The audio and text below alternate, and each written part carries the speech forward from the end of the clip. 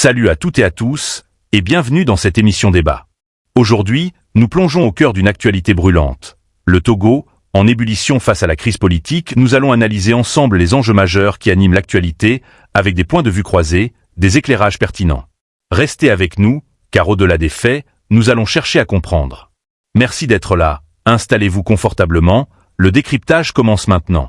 Aberrant, je trouve vraiment aberrant qu'un ministre des droits de l'homme, qui connaît la loi, quelqu'un qui connaît le droit, puisse venir sur des plateaux de télévision dire ce genre de choses. Je vais vous dire le pourquoi d'ailleurs. Parce que nous sommes en droit. Est-ce que vous êtes au courant qu'il y a eu coup d'état constitutionnel au Togo? On est au courant qu'il y a eu un changement de la Constitution. Vous êtes à la 5e République désormais. C'est ce qu'ils disent. Alors, la Constitution de 1992, article 59, dit ceci. Je me permets un peu. Allez-y. Le président, article 59, Constitution de 1992, cette même Constitution qui a été... C'est la Constitution de Fund, effectivement. Voilà. Non, pas de Fund pour ceux qui militent pour son retour ou pour dire non à la 5e République. Non, pour le moment, on est dans la 5e République. Non. Officiellement, c'est parce qu'il y a le président du Conseil. Bon, allez, je vous laisse terminer. Le président, article 59, le président de la République est élu au suffrage universel, libre, direct, égal et secret pour un mandat de 5 ans, renouvelable, écoutez bien, pour un mandat de 5 ans renouvelable une seule fois. Faure Gnassingbé est déjà au pouvoir depuis 20 ans. Ça, on le sait tous. Voilà. Et ça, c'est la Constitution qui le dit. Alinéa de cette disposition ne peut être modifiée que par voie référendaire. C'est ce qui est marqué noir sur blanc dans la Constitution de 1992. Troisième alinéa pour terminer l'article 59. Le président de la République reste en fonction jusqu'à la prise de fonction effective de son successeur élu. Point. L'alinéa 2 dit, je répète, cette disposition ne peut être modifiée que par voie référendaire. C'est quoi la disposition? La disposition, elle est celle-ci. On est en droit, On est en droit, elle dit, le président de la République est élu au suffrage universel. Ce qui n'est plus le cas aujourd'hui avec la 5e République, avec le président du Conseil qui arrive. Effectivement. Libre, direct, égal et secret. Donc, il y a eu vice de forme. Il y a eu vice de forme. Premier vice de forme. Deuxième vice de forme. Les députés togolais sont arrivés en fin de mandat. Ils n'avaient en aucun cas à modifier une loi aussi fondamentale, passer d'une 4e République à une 5e République. Et c'est d'ailleurs l'article 144 de la même Constitution qui stipule cela. Ils n'avaient pas à le faire. Déjà. Et tertio, en cas de... parce que ça fait quelques années que le Togo a des incursions des terroristes dans le nord du pays. Et dans cette même constitution, on ne peut pas toucher à une loi fondamentale de la République togolaise quand toute une partie du territoire subit des attaques. Voilà. On va le dire comme ça. Je pense que ça, c'est votre lecture, mais c'est pas ce qui est partagé par les juristes, notamment par le gouvernement. Aujourd'hui, comme je disais, les institutions semblent s'installer. Il y a eu les élections sénatoriales. On a désormais le président de la République qui est devenu président du Conseil. Ça, c'est ce qui... Et donc, le Togo semble avancer. Regardez ce que le gouvernement dit de vos actions. Il vous accuse de vouloir mettre à feu le pays. C'est ce que le ministre des Droits de l'Homme qu'on a reçu sur ce plateau a dit. Que répondez-vous? Alors, nous nous basons sur cette même constitution de la 4e République qui dit qu'en cas de coup d'État constitutionnel ou de coup de force quelconque, parce que c'est un coup de force, la disposition a été changée, la disposition d'élection d'un président a été changée sans référendum. En cas de coup d'État constitutionnel ou de coup de force, pour tout Togolais, désobéir et s'organiser pour faire échec à l'autorité illégitime constitue le plus sacré des droits. Est-ce que vous reconnaissez des actes de violence dont le gouvernement vous accuse? Non. Alors là, pas du tout. Je vous transmettrai des preuves tout à l'heure de tout ce qui s'est passé d'ailleurs, parce que nous avons lancé des manifestations pacifiques pour que les Togolais aillent réclamer leurs droits, aillent dénoncer le coût de la vie chère déjà dans ce pays-là de 56 600 km² de superficie avec des Togolais qui ne mangent pas 3 fois par jour. C'est la moyenne. Mais l'avocat de l'État togolais, je vais y arriver, qu'on a reçu sur ce plateau, sur Adourouvi, très bien, il disait que vous avez, avec des vidéos qu'il nous a montrées en off, vous avez réclamé la tête du chef de l'État, pas. C'est quoi l'objectif finalement de ces manifestations? Démission, mise à mort du président, je dirais même guillotine. Finalement, c'est quoi l'objectif? Clarifiez votre position. C'est pour ça que j'ai voulu vous recevoir, parce que c'est quand même grave de dire des choses comme ça sur un plateau de télévision. Oui, non, c'est des accusations très très graves. Le train de la liberté, d'ailleurs, c'est un mouvement que nous avons créé en 2024 suite à ces événements-là, avec ce coup d'État constitutionnel, ce énième coup d'État constitutionnel. Et ce train de la liberté veut voir naître au Togo une révolution populaire pacifique.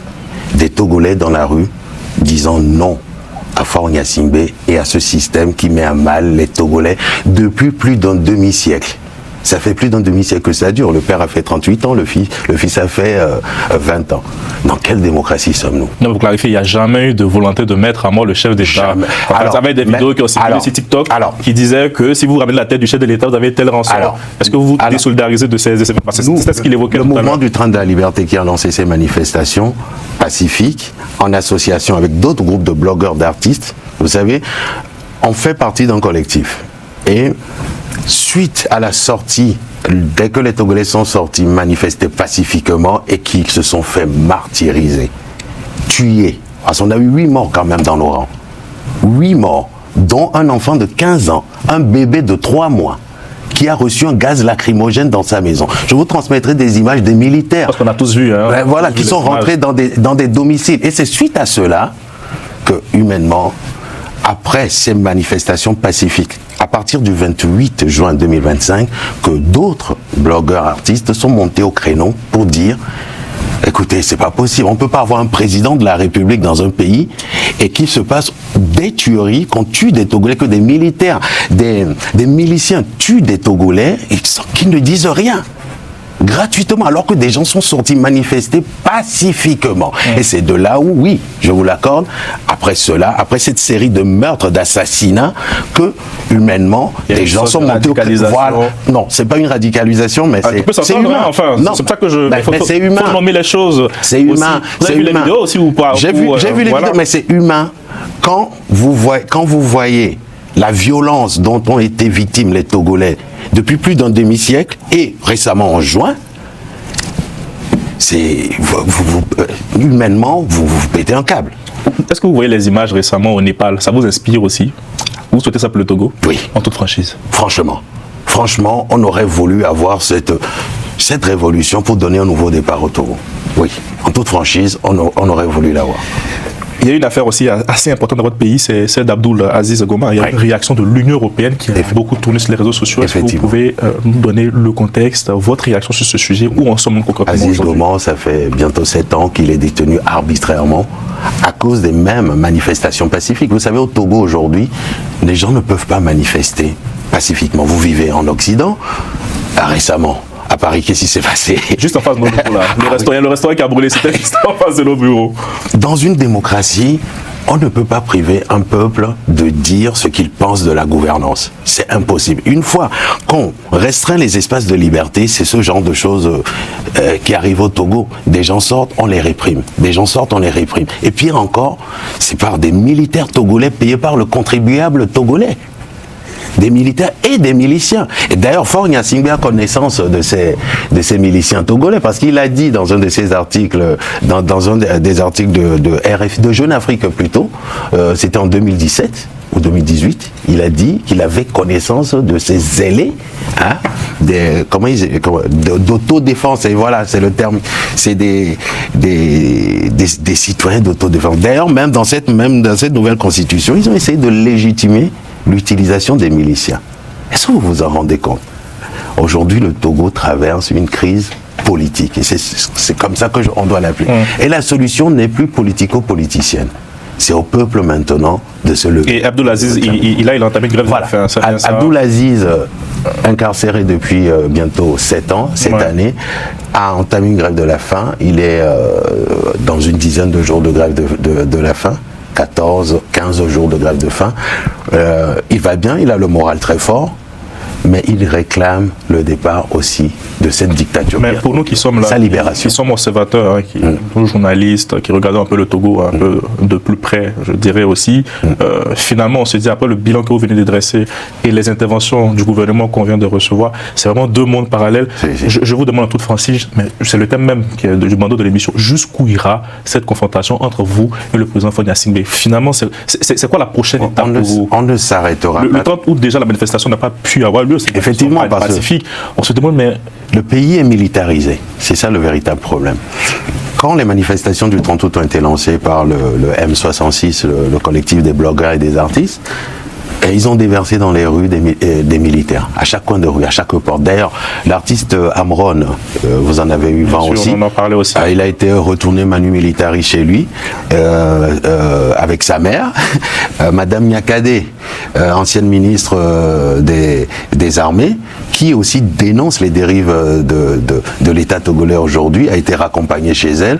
On n'a même pas le droit de sortir de chez soi quand on veut dire non à cette dictature. Et je trouve ça vraiment aberrant. Voilà, nous irons jusqu'au bout du bout. Aujourd'hui, ils ont affaire à une génération qui, quand elle dit non, ne s'arrête pas. Il n'y aura pas de négociation. Il est temps que c'est important ce que je leur demandais. Pour vous, il n'y aura de contact établi avec le président du Conseil? Rien. Pas de dialogue à Pas de dialogue, pas de négociation. Sous l'auspice de la CEDEAO? Non, de tout non, ça n'a jamais... plus entendre parler de ça. D'ailleurs, on a comme idéologie rompre avec tout ce qui n'a pas fonctionné. Et Faure Gnassingbé n'a pas fonctionné. Tout le système n'a pas fonctionné. Il y a eu une trentaine de négociations avec la classe politique traditionnelle d'opposition, une trentaine de négociations qui n'ont pas fonctionné non plus. À chaque fois, c'est Faure Gnassingbé qui ne respecte pas ses engagements. Donc, non. La seule issue aujourd'hui, le seul appel que vous lancez sur le plateau de Télésud, démission. Démission de Faure Gnassingbé. Que le peuple prenne ses responsabilités. Nous y attelons depuis près de 2 ans. Nous sommes sur les réseaux sociaux. Et qui prendra la suite? Qui prendra la suite, c'est les Togolais qui décideront, dans leur grande majorité. Et ce sera le retour de la démocratie. La véritable. Le mouvement du train de la liberté sera là. Il sera là. Pour conquérir le pouvoir éventuellement. C'est aussi l'objectif derrière. C'est la démocratie. Non, ce n'est pas l'objectif. L'objectif, les choses doivent se faire par étapes. Notre objectif, la méthodologie du mouvement du train. Pas d'arrière-pensée? Non, aucune. Parce qu'aujourd'hui, vous savez, quand on prend le cas du Togo, le cas du Togo est complexe dans cette sous-région-là. On ne peut pas revenir à une politique politicienne pour résoudre le problème du Togo. Ça n'a jamais fonctionné, ça ne fonctionnera pas.